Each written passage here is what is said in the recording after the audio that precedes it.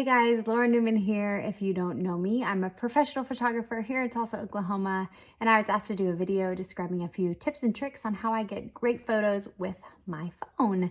So I'm going to link a video that someone did on YouTube describing composition tricks, some different things settings-wise you can put into your phone to get the picture in the first place.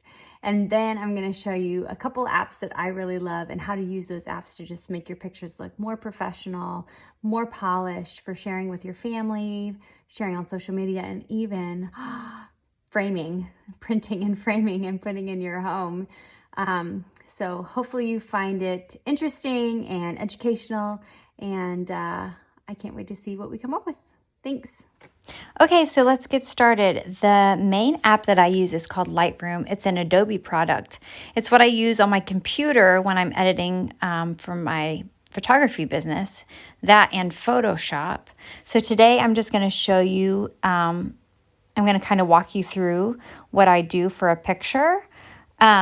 There is a paid for version that has a few more things that you can do, but I think for the majority, I'm going to be showing you things that come with the free version, and it's pretty amazing. So this was a setup for Christmas mini sessions that I've got coming up. So you can kind of see this is the before. It had great natural light coming in, but this is the after. That is so dramatic, and because it was for an ad that I put out, you know, it needed to look really professional. So, but I took the picture with my phone. So I'm going to kind of show you. So down here are all the different things that you can do. So I always start with your light, which is exposure, contrast, highlights, kind of the lighting in the picture. So I'm going to bump up the light a little bit, but I don't want to take it too high where I don't see the details anymore. Then the contrast, and that just brings up your highs and your lows of the light in the room. So I'm just going to bump that up just a hair.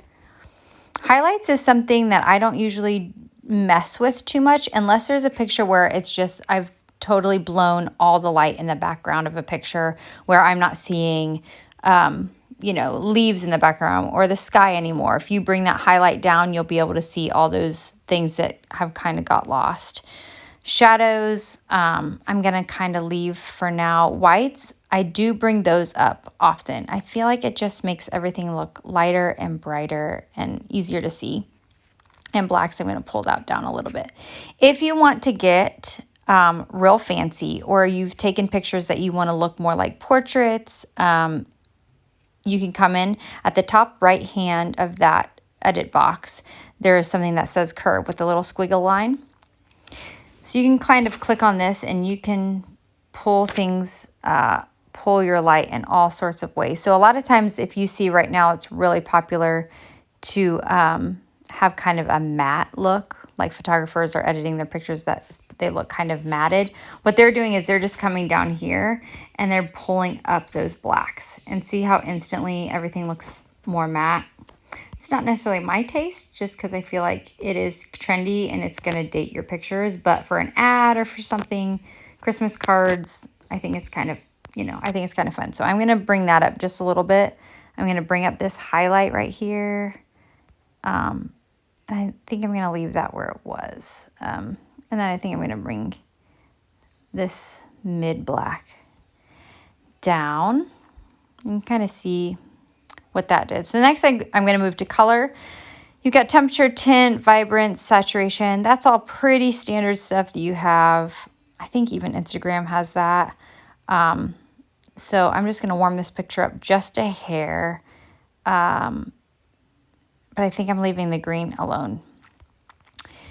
What you can do is if you want to get fancy, and maybe this is part of the paid for version, I'm not sure. Let me show you again. There's the top right hand corner. It says mix.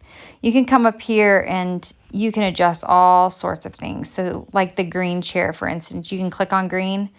If you want that green to be more yellow or more blue, you can adjust that. It's a pretty fun thing. I am going to pull it down so it looks a little bit more yellow, but then I'm going to come over to the yellow and I'm going to pull it to make it look a little more green. So it looks more like a pistachio color. But, you know, sometimes in the fall, you'll go and you'll take pictures, you know, outside, and you want it to look, you wonder why, like, how did my photographer get these pictures to look like the leaves were all, you know, oranges and reds when really they were still kind of green? They came into the yellow and the green and they pulled it to look orange like that. So that's kind of fun. And that might be in the paid for version. I don't know. But really, I mean, you're not going to need to use this very often. I don't use it super often, except for when I'm editing my pictures, my professional portraits. Next, you can go to effects and you can bring up the texture in a picture, which I am going to do because this chair is velvet. So I kind of want it to show that it's velvet. Clarity, that's, it's going to make it crisper and make all of your contrast, all of that really deep or super, blurred. There's some different fun things. Vignette, if you want to go real 90s with it. Some things that I don't mess with a whole lot. Next, we're gonna go down here to detail. Sharpening your phone. Most of the time, my phone takes pictures that look grainy. So sharpening is not going to be my friend. So I hardly ever touch that when editing pictures with my phone.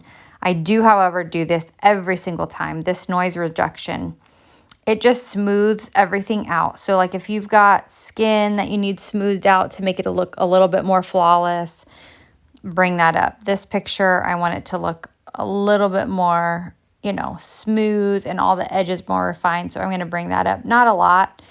I'll show you in a picture that I'm going to edit of myself where you can do that.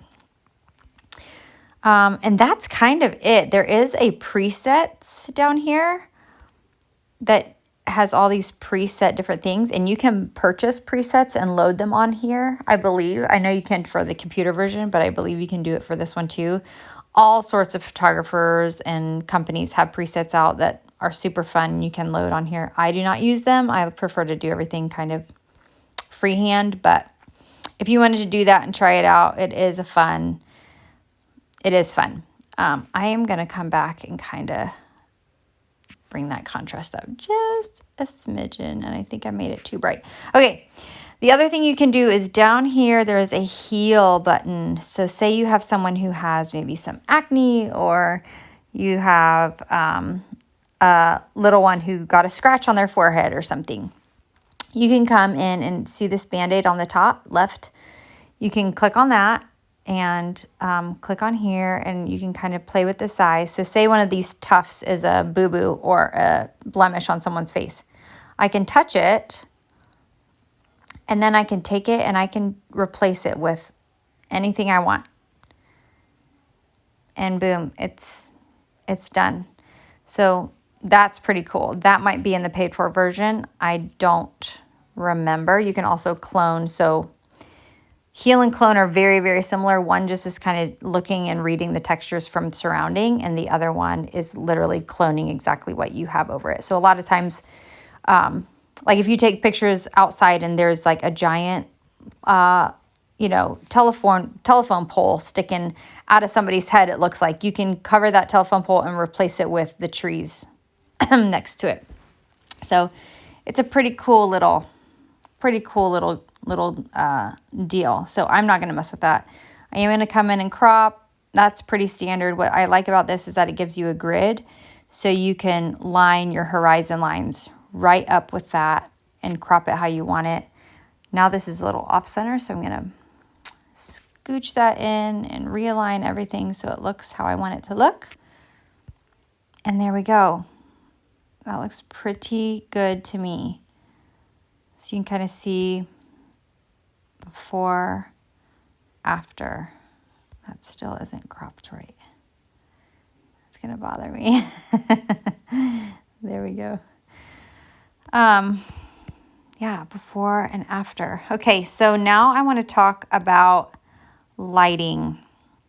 So you can see I took this picture of me and the baby this afternoon. And you always want to take your pictures with the brightest light source on your subject. I think a lot of times people are at birthday parties or in the office, or just taking pictures of your kids around the house, and you don't take it from the standpoint where the light is hitting them, the brightest light source. But here I just moved and I sat in the chair, literally the same. He put down the bottle, I sat in the chair, and now look how much better that looks. I mean, it's night and day. So light makes a huge difference. Your phone can just see all the details. And I can kind of show you, I had edited this one already. So I had brought up, you know, I warmed it up a little bit. I came in, I brought down that texture because you can see if my texture is higher, how my skin is. Now look, if I kind of bring that texture down. You can overdo it with some of this stuff. You know, you see some people's pictures and they've like, you know, done it so their face looks, you know, super overly edited. And I don't do that. You know, people are people. Nobody's perfect. So I just help myself out a little bit, bring up that noise reduction. And you can see there was a blemish on my face that I had messed with. So if I come down to my healing brush, let's see if you can see where it was.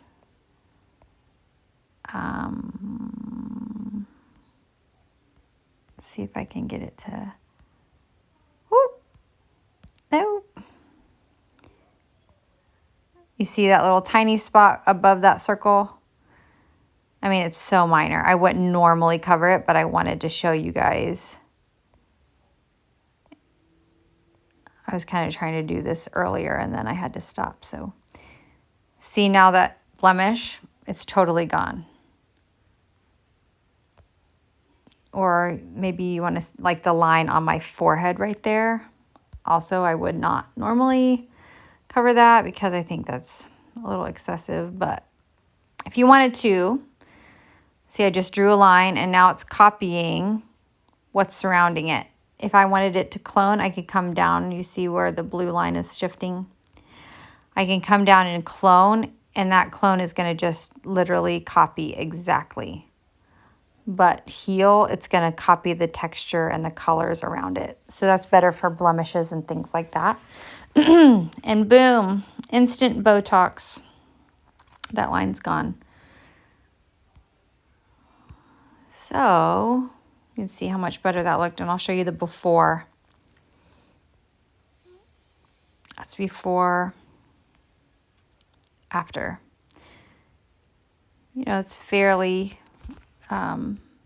subtle, but it does just make things look a lot more polished. So anyway, I hope that this helped and that you learned something, and happy editing.